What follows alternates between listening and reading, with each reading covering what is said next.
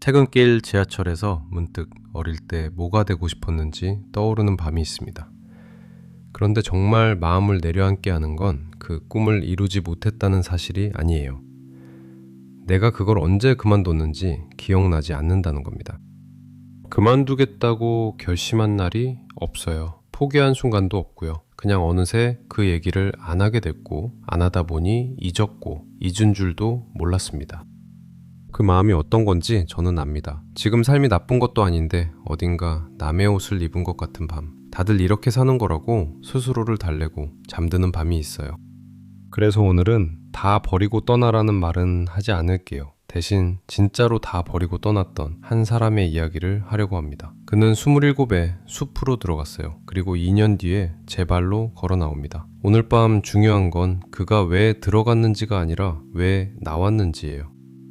헨리 데이비드 소로는 20살에 하버드를 졸업했습니다. 당시 기준으로는 앞길이 정해진 사람이었어요.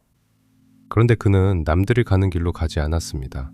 형 존과 함께 작은 학교를 열었어요. 아이들을 데리고 강가로 나가 직접 보고 배우게 하는 학교였습니다. 그 학교는 오래가지 못했어요. 1842년 새해 첫날 형 존이 면도를 하다 손가락을 살짝 뱄습니다. 아주 작은 상처였어요. 열흘 뒤 존은 파상풍으로 세상을 떠납니다. 27이었어요. 마지막 순간에 그를 안고 있던 사람이 동생 헨리였습니다. 그때 헨리는 24이었어요. 그리고 그 나이에 아주 잔인한 사실 하나를 몸으로 알게 됩니다. 사람은 준비가 끝난 다음에 죽지 않는다는 것. 언젠가 하겠다는 말은 그날부터 그에게 통하지 않는 말이 되었습니다.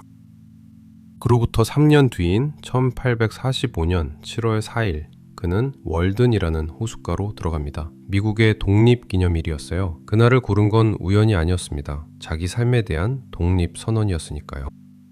땅은 그의 스승이자 친구였던 에머슨의 것이었고 오두막은 직접 지었습니다. 그리고 여드레 뒤 그는 그 오두막에서 28번째 생일을 맞았어요. 그가 그곳에 간 이유는 아주 단순했습니다. 의도를 가지고 살아보고 싶었다는 거예요. 죽음을 앞두고서야 자기가 한 번도 제대로 살아본 적 없다는 걸 알게 되는 일만은 피하고 싶다고 그는 적었습니다. 여기까지 들으면 이런 생각이 드실 거예요. 좋은 얘기지만 나랑은 상관없다고. 나는 숲에 갈 수 없으니까요. 그런데 여기서 우리가 오랫동안 잘못 알고 있던 게 있습니다. 소로는 은둔자가 아니었어요. 그 오두막은 깊은 산속에 있지 않았습니다. 마을 중심에서 걸어서 30분 거리, 약 2km 남짓이었어요. 기찻길은 집에서 400m밖에 떨어져 있지 않아서 하루에도 몇 번씩 기차 소리가 들렸습니다. 그는 자주 마을로 걸어 들어갔어요. 가족을 만나고 친구들과 이야기하고 다시 돌아왔습니다. 집에는 의자를 3개 두었어요. 하나는 혼자 있기 위한 것, 둘은 벗을 위한 것, 셋은 사람들을 위한 것이었습니다. 그러니까 그가 한 일은 세상을 끄는 게 아니었습니다. 세상과의 거리를 자기가 정한 것이었어요. 이 차이가 오늘 밤의 전부입니다. 꿈꾸는 어른은 모든 걸 버리고 떠난 사람이 아니에요. 자기가 왜 이렇게 살고 있는지를 아는 사람입니다. 그가 그 2km의 거리에서 본 것이 있어요. 마을로 걸어 들어갈 때마다 만나던 사람들의 얼굴이었습니다. 그는 이렇게 적었습니다. 대부분의 사람은 조용한 절망 속에서 살아간다고. 이 말에서 무서운 단어는 절망이 아니에요. 조용한입니다. 절망하는 사람은 소리를 내지요. 그런데 그가 본 사람들은 아무 소리도 내지 않았습니다. 불평조차 하지 않았어요. 원하던 삶이 아니라는 걸 알면서도 다들 이렇게 사니까 하고 넘기고 있었습니다. 여기서부터는 소로의 말이 아니라 제 정리를 하나 보태고 싶어요. 우리는 꿈을 사건으로 잃는다고 생각합니다. 시험에 떨어진 날, 회사에 들어간 날, 누군가에게 안 된다는 말을 들은 날, 그런 날이 있었을 거라고요. 그런데 실제로는 그렇지 않아요. 꿈은 습관으로 있습니다. 이번 주만 미루고, 이번 달만 미루고, 올해만 넘기고, 그렇게 미룬 걸 잊고, 잊었다는 것도 잊어요. 그래서 언제 그만뒀는지 기억이 안 나는 겁니다. 그만둔 적이 없으니까요. 그냥 미루기만 했을 뿐인데 미루는 게 너무 오래되어서 끝난 것처럼 보이는 거예요. 그리고 이 이야기에서 제가 가장 좋아하는 부분이 남아 있습니다. 소로는 성공한 사람이 아니었어요. 1849년 그는 첫 책을 냅니다. 1000부를 찍었는데 219부가 팔렸어요. 그리고 4년 뒤 인쇄소에서 안 팔린 책 706부를 그에게 돌려보냅니다. 그는 그 책들을 손수레에 싣고 집으로 끌고 왔어요. 그날 그가 일기에 쓴 말이 있습니다. 이제 나에게 900권 가까운 서재가 생겼는데 그중 700권은 내가 쓴 책이다. 저는 이 문장을 읽을 때마다 마음이 이상해집니다. 웃기려고 쓴 말인데 하나도 안 웃겨요. 자기 실패를 손수레로 끌고 온 사람이 쓸 수 있는 문장이니까요. 그는 44세 결핵으로 세상을 떠납니다. 살아있는 동안 유명한 작가였던 적이 없어요. 그러니 그가 우리에게 무언가를 말할 자격이 있다면 그건 꿈을 이뤄서가 아닙니다. 이루지 못한 채로도 끝까지 놓지 않았기 때문이에요. 그럼 우리는 오늘 밤 무엇을 할 수 있을까요? 3가지만 말씀드릴게요. 이건 소로의 처방이 아니라 그의 방식에서 제가 옮겨온 것입니다. 첫째, 잃어버린 꿈을 찾으려고 하지 마세요. 대신 지금 미루고 있는 것 하나만 적어보세요.